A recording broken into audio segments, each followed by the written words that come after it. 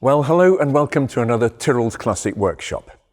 This time round we're looking at the Jensen FF, a very unusual car even at the time, but very rare now. They made 318 of them in total, and I would think there's probably less than half of those surviving now, because they did rust quite dramatically, as a lot of cars from the 60s and 70s did. And they had a pretty high attrition rate for that reason alone. But it was based on the Jensen Interceptor that they made just under 4,500 of, so a rare car even at the time and a very expensive car. But what made the FF so special over the Interceptor was something called Ferguson Formula, which is obviously where the FF comes from. And the reason this came about was originally, once again, it was a tractor manufacturer that wanted to venture into the high-end automotive world. So you had David Brown with Aston Martin, hence the Aston Martin DBs whatevers. You had Harry Ferguson, who made Ferguson tractors. That was where he got his fame, his recognition, his engineering expertise. And then you had Ferruccio Lamborghini, who went on to make, well, you fill in the gaps. But the reason that this car came into being as the FF was that Harry Ferguson actually patented an articulated plough attachment system, which is still used to this day. And Henry Ford, in his wisdom, breached the copyright and ended up paying Harry Ferguson £3 million in a lawsuit. And Harry Ferguson was a very, very safety-conscious guy in a way, and he realised that prevention is better than cure when it came to car safety. And for that reason, active safety was better than passive safety. So active safety prefers that the accident doesn't happen.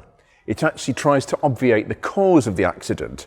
Passive safety actually takes care once the accident is in motion, such as seat belts, airbags, crash zones, etc. But the active safety actually eliminated that before the accident happened. And the way that Harry Ferguson pioneered this was by several things. He started off with something resembling an iron bedstead with wheels on it and all sorts of whizzy things, but in the typical spirit of British inventions, that failed miserably. But what he did do eventually was come up with a concept from an ex-chief engineer at Aston Martin had developed, which was a four-wheel drive system. And at the heart of any four-wheel drive system is the central drive unit that's linked to the engine and gearbox. And this has got this system built into it, the Ferguson Formula system. And in fact, there are lots of people driving around in the world with cars that actually don't know that this system is still underneath them, propelling their car along or helping to distribute the power. And that is Range Rovers, various other 4x4s, all have a modern day interpretation of this system. The reason you can tell an FF against an Interceptor is this second vent here. The car is 5 inches longer to accommodate the front differential, the front wheel drive system here. And the power is distributed 65% to the rear, 35% to the front or thereabouts. And that's done by this very clever central drive unit, which distributes the drive accordingly. And it's a very clever bit of kit. It has 3 Hyvo chains, as they're called, built into it. Series of mechanical clutch assemblies, planetary gears. I mean, it's quite a clever bit of kit. And also, as well as it being four-wheel drive, the real ace up the sleeve of this car was the Dunlop Maxaret braking system. And this anti-lock braking system was developed principally for aircraft landing. They realized that if they could develop an anti-lock braking system for planes landing, if it did land and the pilot put his foot on the brake pedal, it would lock the wheels up and it would wear the tire away just like that. So there were huge advances made by this Maxaret system for civil and military aircraft. A lot of them were fitted with it in the 1950s and 60s. It made them stop a lot more quickly, and it saved tyres hugely. So real advance. This was the first production car to have anti-lock brakes as well. And the car that Jensen, they experimented briefly with it with the previous model called the CV8 to the Interceptor, which was controversial in its styling. So they decided to bring in the four-wheel drive system they productionized it with the Interceptor, and this car was the result. And this car, in 1968, this example, but it was launched in 66, had four-wheel drive, anti-lock brakes, and traction control, all mostly mechanical with a bit of rudimentary electrics built in the late 1960s. And he actually beat Audi with the Quattro and quite a few other manufacturers to the four-wheel drive club and with anti-lock brakes by 13, 14 years. A massive achievement.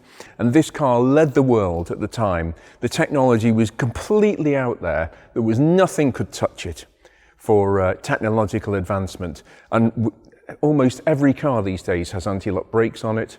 A lot of cars have got traction control, and a lot of cars have got four-wheel drive as well. And in production car terms, it all started here.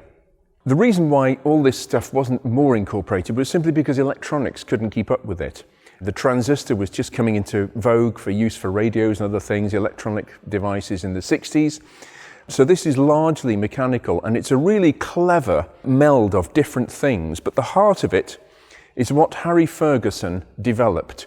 So the wheels were made by a company called Rubery Owen in the Midlands, which was the sort of automotive manufacturing epicenter of the 60s and 70s in Britain.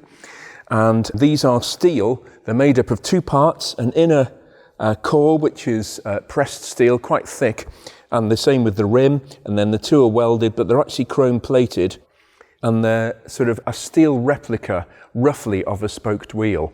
They were made by a company called Rubery Owen, hence they coined the name Row-style.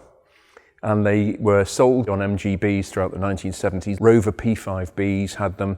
Lots of manufacturers in the 70s used Row-style wheels. They were quite cool. But this car was fearsomely expensive when it was new. This particular car has a very interesting history because it was a Jensen press car in 1968. It was loaned to the gentlefolk of the press, who all gave it glowing reviews because of its amazing safety features. And then a request came into Jensen's public relations office for a very significant person in the global car scene to actually have the use of a Jensen FF. And that was no less than Giovanni Agnelli, the owner of Fiat in Italy, and one of the most wealthy, if not the most wealthy, modern Italian in history. And I mean, what Giovanni Agnelli said went, basically. He owned almost virtually the whole of Turin because of the huge Fiat manufacturing plants there. He put a request in, and Jensen loaned him this car. And I reckon, according to records of usage and months and whatever, Giovanni Agnelli used this car extensively in late 68, early 69, and obviously he was the darling of the European jet set at the time. He regularly entertained presidents of Italy and other countries and royalty and people like that. So in the 10,000 miles that he did in this car, there were some very interesting passengers in it, I'm sure. And I'm sure Fiat also studied it in great detail. The more observant amongst us will notice that the instrument layout is almost a direct copy of the Lamborghini Miura. You've got those separate speedo and rev counter pods, even with the leather stitched in exactly the same place as the Lamborghini Miura instruments. A little bit of industrial plagiarism in the 1960s there by Touring or Vignali, whoever designed the interior at the time. It was either Touring and Milan designed the outside, but they, for various reasons, they were in financial difficulties, didn't end up making the car. But yeah, I mean, so blatant, really. But, you know, what's not to like? Lamborghini Miura instruments are beautiful. But a very interesting part of British motoring history and world motoring history, this car. There are about 150 left, roughly. And one thing that we can notice about this is the front wheels have what's called positive camber, which is very unusual. Normally manufacturers built in negative camber so that when the car rolled, the outside wheel stayed vertical. This is the exact opposite. So as the car rolls, if anything, the tyre tucks in even more under hard cornering. But they did that to contain the steering at the front end because front wheel drive cars certainly with very high-powered engines, were extremely rare. You had the Oldsmobile Toronado, Cadillac Eldorado. Very few cars, powerful cars, were front-wheel drive or even part front-wheel drive, and they did this to counteract some of the torque steer characteristics of having 35% of such a chunky V8 engine, a 6.3 litre, 330 brake horsepower engine, part of that driving through the front wheels. So there was some clever engineering at work here. But I'm going to put the car up on the lift. We'll just have a look underneath it and then we'll take it out on the road. Well, we've got the car up on the lift now, and this is the heart of the machine here. This is the clever bit, the techno trickery of the 1960s. This is the automatic gearbox, Chrysler Torque Flight 8, I think, 3-speed automatic with torque converter, and it actually bolts on the back, this chain-driven section here. Clutch pack, planetary gear pack, distributing the power, as I say, 60% via a conventional prop shaft to the differential at the back, and then 35% works in another drive shaft, prop shaft, along to the front wheels. And to get the car to drive as well as it does when it's 50 odd years old, in terms of the way the steering works and everything works together, is just incredible. It's a fantastic piece of engineering and way ahead of its time. So just have a look at the front end. The drive shafts, of course, go out to the hubs. They had to put 2 spring units either side of the drive shafts because they couldn't have one big one in the middle. But yeah, a lot of development work, but it really does work. This is a great car, and yeah, we'll take it on the road now. There are a few things wrong with it. It's only just come in, but I've taken the opportunity to take a video of it because of the car's history and because it's been breathing some very rarefied air, this car in its life. Then yeah, we'll take it on the road and see how it's driving. Well, here we are out on the road in this wonderful car, and I am detecting a bearing noise from somewhere at the front end, either a wheel bearing or a diff bearing. I mean, there's a lot going on under this car, and we need to just have a look at that. It is in for some work, this car. It's actually going to have a respray. It's what I would call a 20-foot car. It looks great from 20 feet away, but actually we know the body shell, the structure is sound, which is a big thing on Interceptors. There are all sorts of rust traps and moisture traps on them, and they can be very expensive to restore bodywork wise properly. But we know this car is sound because we've had a good look round it. But obviously the mechanicals on this car, because of that four-wheel drive system, are complex. So we have got a noise there which my attuned ear is picking up after a few years of practice. Too many to mention. But it's a great car to be in this. It just wafts along. You know, somebody asked me the other day, somebody sent me an email saying, you say it's a Gran Turismo car, what is a Gran Turismo car? And Gran Turismo, of course, literally means big tour. And that's what they were built for. This car was built for driving long distances, and hopefully arriving pretty fresh and unflustered at the other end. And that means luxury. It's not just all about performance. It needs to have a good ride handling compromise, a powerful enough engine that you're not up and down the gears all the time, which was a big thing with Rolls-Royce. That was something they talked about in the shadow. They tried to minimize the gear changes to increase the feeling of sort of limitless power, or everything being under control, and just being able to waft along but still cover the ground. That is the essence of a GT car, and this at the time was not far off as good as it got, really. Yeah, I mean, this car in 1969 was £5,500, and when you consider that a Rolls-Royce Silver Shadow, one of the most expensive cars money could buy, was 6,300, I think, around that time, you can see that this was a very, very expensive car indeed. It has got a nice, the ride, if anything, is towards the firm end of the scale. which for a car of that era is quite unusual. Normally they tend to float. Even Mercedes Jaguars were quite famous for it at the time, to try and get that super silky ride. But by modern standards, it's not firm at all, really, interestingly. But yeah, I mean, the other thing is it's quite amazing with this particular car having been loaned to Signor Agnelli, and obviously with the amount of people he knows, or the amount of people he knew at the time, you know, who knows who has travelled in this car. I'm guessing at least one First Lady. If the reports are to be confirmed, he had a friendship with Jackie Kennedy Onassis going many years, starting in 1962. And because he did so many miles in this car, round about 10,000 according to Jensen's records, that's a lot of mileage.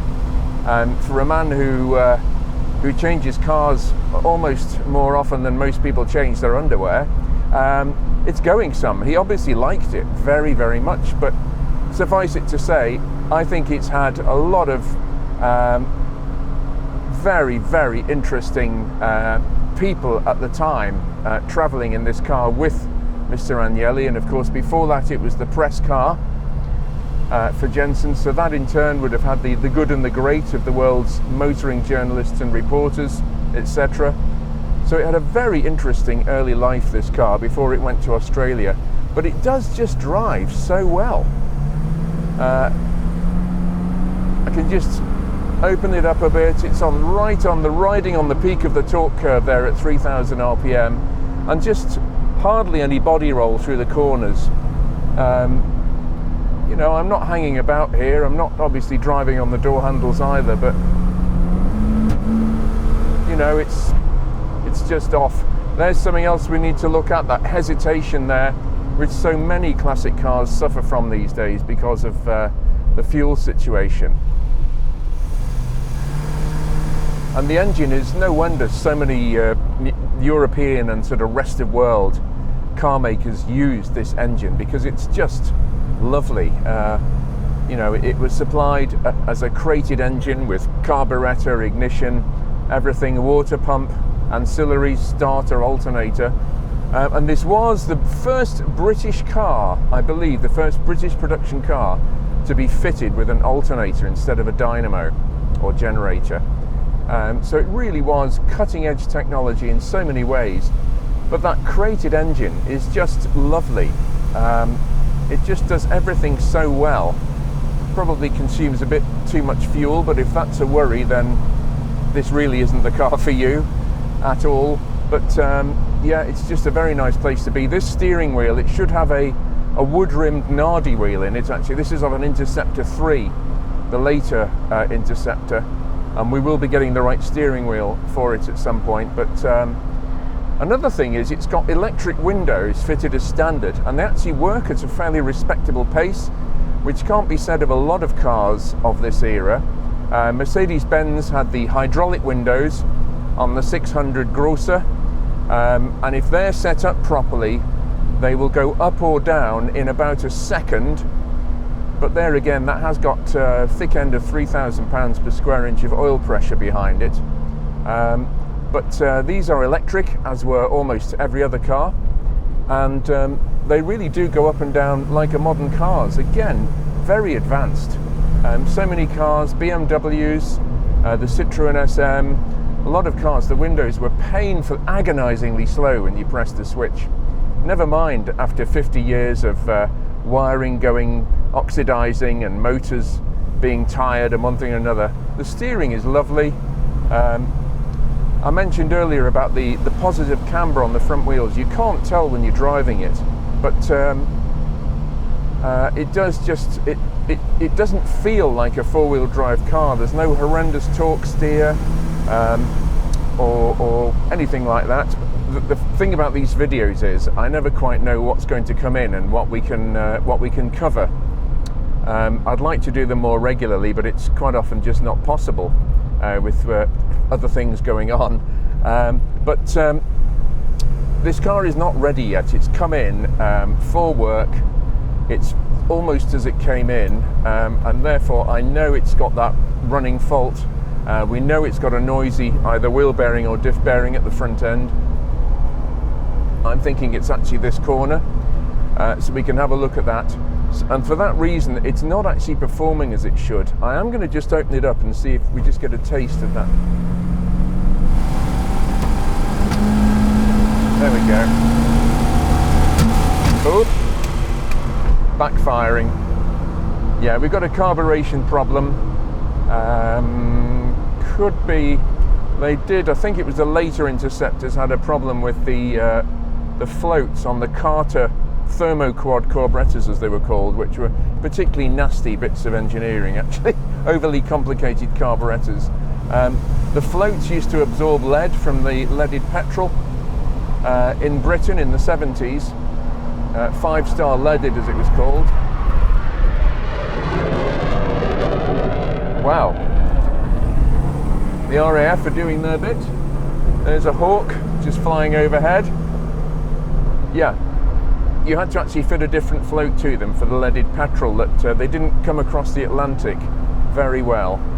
And we had to change the float. A lot of people had to change the float in them at the time. There's another Hawk.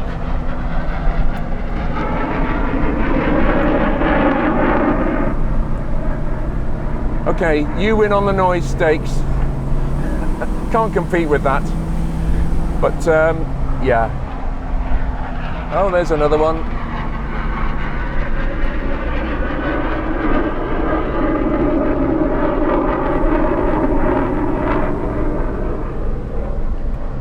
I can't imagine feeling terribly inferior in a Jensen Interceptor or a Jensen FF, but I think I've significantly been made inferior now by 3 jet fighters or trainers coming over us from the airfield. But bearing in mind you have sat in this car over the years, I'm going to indulge myself with a very rare moment of living La Dolce Vita by putting on these Renault sunglasses, which the likes of Jackie Kennedy wore in period, and obviously from the Italian Job movie, the opening sequence of that with the Miura that I found and authenticated in 2016. So I've just put these on, and already I'm transported to not a roundabout in the UK, but Sorrento on the Amalfi coast, with beautiful pine trees and lovely street-side cafes serving delicious pasta. Yes, the La Dolce Vita is suddenly here. These aren't even rose tinted, but this is wonderful. From an overcast day in the UK to Italy in one easy lesson. So there we are. With a little bit of work, this car is going to be wonderful. It is already, but work needs to be done. But what a lovely thing, and a great piece of history.